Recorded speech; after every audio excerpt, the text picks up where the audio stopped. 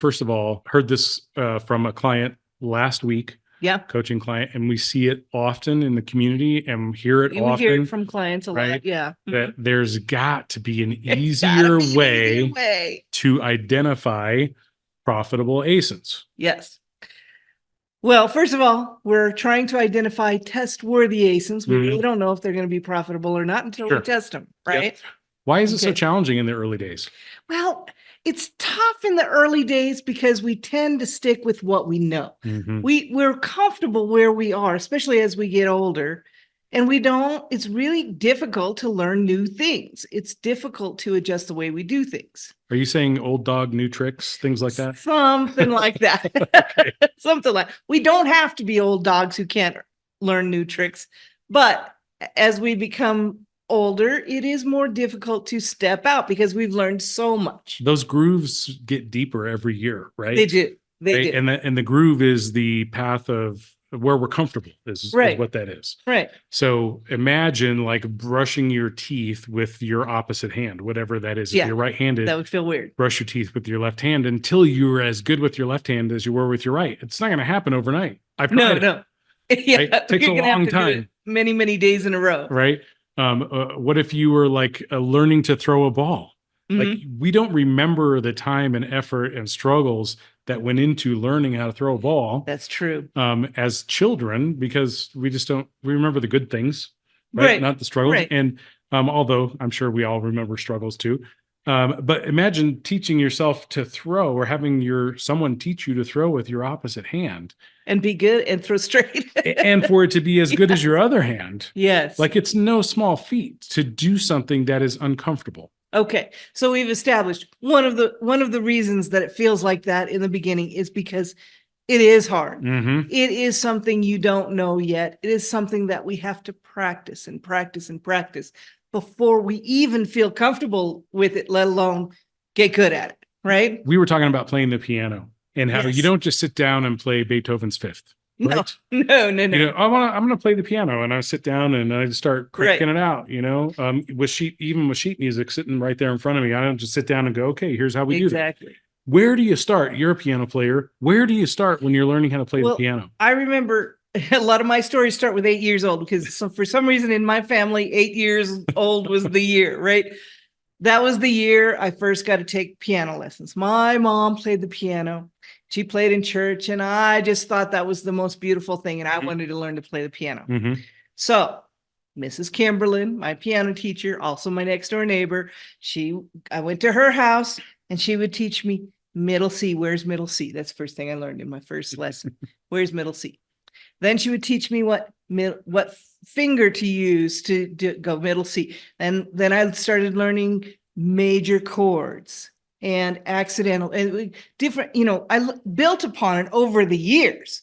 But when I was 8, I could, C, D, E. That was like a song that I learned. Right. Right. You're just playing the most basic, very fundamental things, right? We were talking about playing the major scale. Yes. You're not playing a composition written in some, I don't even know, A flat minor or whatever, right? In order to read the music, you have to learn a lot more things, like, which staff is which is a treble staff, which is what's a note? Yes. What's the key? Right. Yeah. Exactly. So all these little pieces you have to put together. But you can play the piano without learning all this theory. It's just not very good yet, right? It's not something people want to sit and listen to like Beethoven's Fifth. Yeah. Right. Yeah. And, it's interesting. I sometimes feel like in the community, someone will ask a very fundamental question and will be answered by someone who's a virtuoso. And the virtuoso is saying, just do X, Y, and Z. And the new person's like, define X, right? And so it is helpful. Well, just change it to a minor key. Right. Change it to a minor. Yeah. Yeah, that's not something I Transpose understood. that. Yes, exactly. So, I mean, that doesn't make that stuff valuable. Just think about when you get advice, where the advice is coming from. And those of us giving advice should really remember to. Yes, exactly. Where that person is. Yes. In the grand scheme of things. And sometimes it's the A plus B answer or CDE Yes. CDE answer as opposed to, Sure. But appreciation for everybody who answers those questions yeah, out there. 100%, yeah. Nobody's doing anything wrong. Not that at all. No. But this is, in terms of, there's got to be an easier way. It actually does get easier, right? The more times you play CDE, Yes. then you start adding notes onto the front and to the back, and then pretty soon Yes. you're playing things that you never would have thought you could Oh, play. I remember it was a big deal to be able to play with two hands. Mhm. You learn to play with one hand. Oh, right. Then you learn to play with the other hand, and then you learn to put them together. That was a big deal. That's the most intimidating part about playing piano for me. Like, I want to learn to play, but well, you play guitar, but you use both hands in guitar and drums, right? I do use four limbs with the drums, but some of those that's complicated for me. I use a pedal, but it's not that complicated. Yeah. So two hands in a pedal. Yeah. Right? But those hands are doing different things. Mm-hmm. It takes time to get to that point. So one of the points that happens there when you're learning to play the piano is, in the beginning, you look and you say, that's C, and that's a C, and that's a C, and you play it. Mm-hmm. And that's a D, and that's a D, and that's a D, and you play it.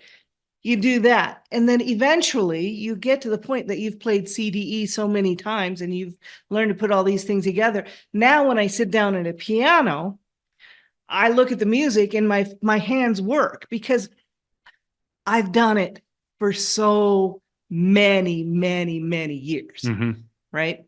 So actually, I haven't done it for quite a while, so I probably couldn't just sit down there right now. But so the short answer is yes, there is an easier way. Yeah. And that easier way comes after practice. Many hours of practice. Right. What some of the things I was thinking about is it does get easier after you've looked at a lot of ASINs. Mm-hmm. Right? How many ASINs? Oh, thousands and thousands of ASINs. It will get easier after you've sent in a few shipments. Yes. It does get progressively easier as you're building your foundation to 100 ASINs, right? It does. And all this comes with all those steps are practice. Mm-hmm. And I mean, not practice as in you're not really doing it, but every time you send in a shipment, it's practice. Every time you identify a test-worthy ASIN, that's practice. That's right. It's the drill. Right. The testing is the drill. The testing itself is the drill. Yeah. Right. That's playing the scales over and over and over. Testing. That's the cycles that you have to get in. So when you're thinking there has to be an easier way, you find that easier for you way by doing it. Right. By doing it. And because easier is relative. Yes. Right. What's easier for me may not be easier for you conceptually. And that's where you were going before with the answers to the questions, right? Yeah. So it's easy for me to play Mary Had a Little Lamb. Mm-hmm. It's not easy on the piano. Right. It's not easy for you to play Mary Had a Little Lamb on the piano. Correct? Yes. Right. Even though it's a fairly simple song. And you understand the notes because you can play it on the guitar. Yeah.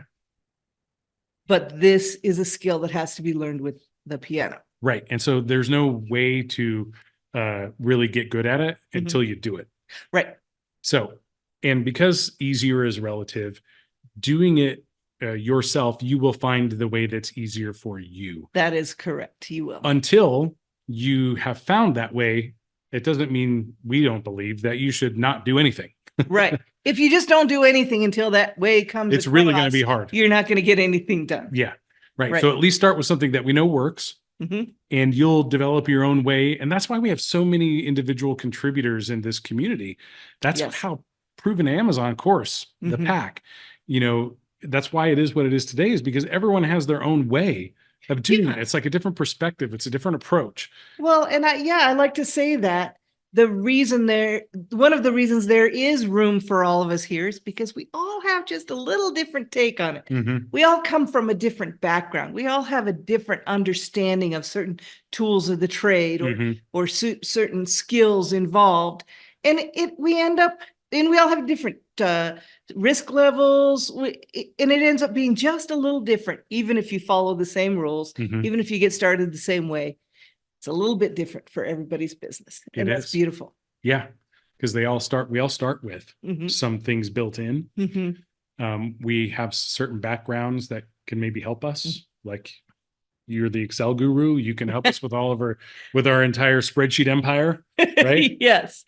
Yes. People ask me, since you brought it up, I'm going to go off script. Mhm. People ask me sometimes, how did you get so good at Excel?